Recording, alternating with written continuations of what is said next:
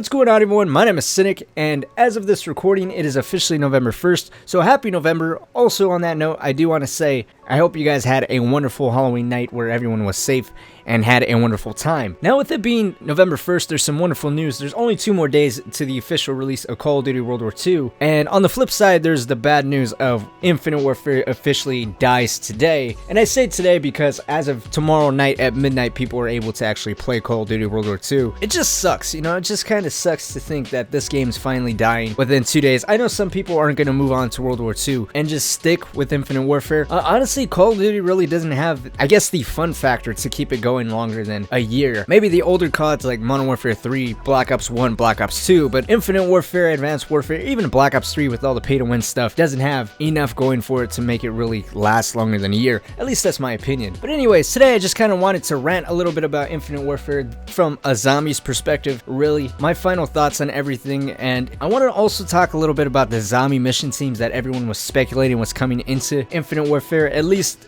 during the course of the Halloween Scream event, or maybe even afterwards, because when that stuff was leaked, that was pretty much all anybody was talking about. And now it's just gotten dark. There's no information, there's no news about the mission team showing up, about the Kendall Shredder, or anything else that was really looked forward to. All we really got was the epic auger, which again inside of zombies is broken. You can't even pick it up. At least I still can't. And in regards to the zombie mission teams, I never really believed that they were going to be a real thing, but it was just one of those things that would have been amazing if it would have turned out to be true. Now, in regards to the epic auger still not working inside of zombies, it's disappointing for many reasons. This is kind of all year long for a zombie's perspective. Whenever a new gun was being added into the game or a new variant, they never worked properly. And I was hoping that at least with the epic auger, this would work. This would be the first ever variant, and it would show that Infinity Ward actually paid attention and was fully aware that weapons weren't being tested out properly inside of zombies. But again, it was just a missed opportunity, and it kind of just let Infinite Warfare die with that same reputation of no one really paying attention to what's going on the zombie side of things. And this in turn feeds the perception of them not really caring about their game, which is kind of bullshit. I mean, with all the stuff that we got this year, and with the fact that we got all of it pretty much for free, I think saying Infinity Ward not caring about Infinite Warfare is a major understatement.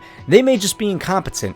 I mean, that is also just a thought, but with all the BS aside and all the retarded stuff that never really worked out properly inside of zombies, I would still say it was a very successful year. I was much more satisfied with Infinite Warfare's iteration of zombies than Black Ops 3, and I know there's always that argument of, oh, Black Ops 3 is better than Infinite Warfare Zombies, or Treyarch is better just because they're the original zombie creators, but I'm not comparing one game to the other or one company or developer to another. I'm simply speaking from my experience with Infinite Warfare by itself. I think the gameplay was nailed perfectly. The storyline was somewhat interesting, but if you're the type of person that doesn't really enjoy the wackiness, then you would kind of zone out from it. I did here and there. I think if Infinity Ward would have rolled a little more with the whole voodoo thing and dark magic and stayed a little bit away from that wacky side, I might have enjoyed the story a little bit more. But as far as the gameplay goes by itself, I enjoyed it very thoroughly with the brand new perks like Change Shoes, Dewdrops that actually was worth buying.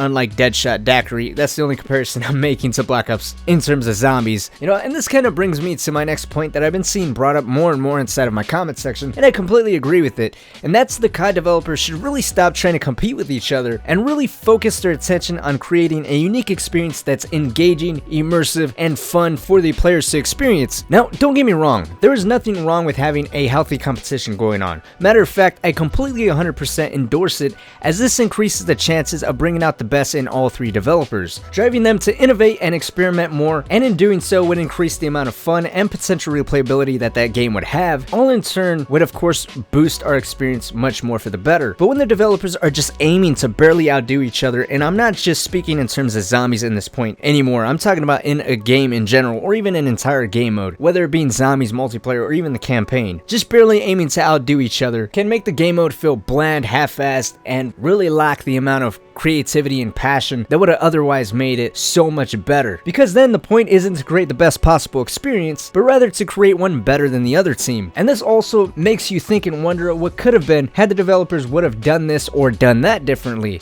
And I found myself thinking this many times throughout the lifetime of Infinite Warfare. Now, not to say that Infinite Warfare Zombies was ruined because of this. On the contrary, I felt like it was much more better, and Infinity Ward consciously and purposefully emphasized its focus on gameplay rather than storyline, which is something that Black Ops 3 did. But I also felt like at certain points that was all Infinity Ward was really aiming to do, was one-up Treyarch wherever they could, and not really create so much an experience of their own and embrace their own zombies for what it was. When Rave and Shell and Shuffle were the maps to play, this was what I mainly felt. Attack the Radioactive Thing and Beast from Beyond kind of separated itself and really showed Infinity Ward shine as its own zombies team. But during the time of Rave and during the time of Shell and Shuffle, I felt like they were really just aiming to one-up Treyarch. And again, there's nothing wrong with healthy competition, but at the same time, competition should not be the only reason that you're creating the game mode to begin with. Anyways, I think this year was a little bit of an exception, considering Infinity Ward was technically speaking the first team to completely do its own zombies mode.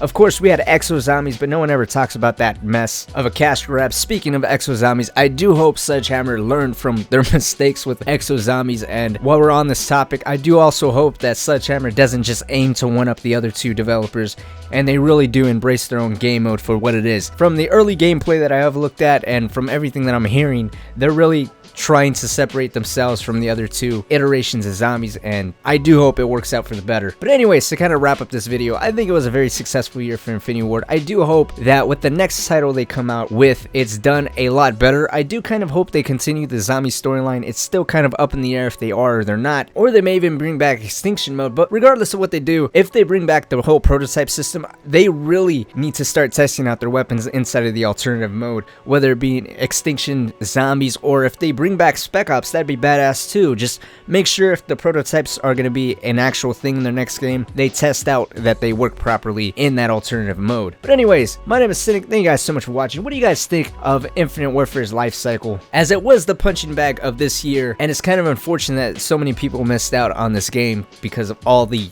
unjustified hate. What do you guys think their next game is going to be? Are you willing to see a possible 5th year of consecutive zombies, considering Treyarch might also have zombies as well?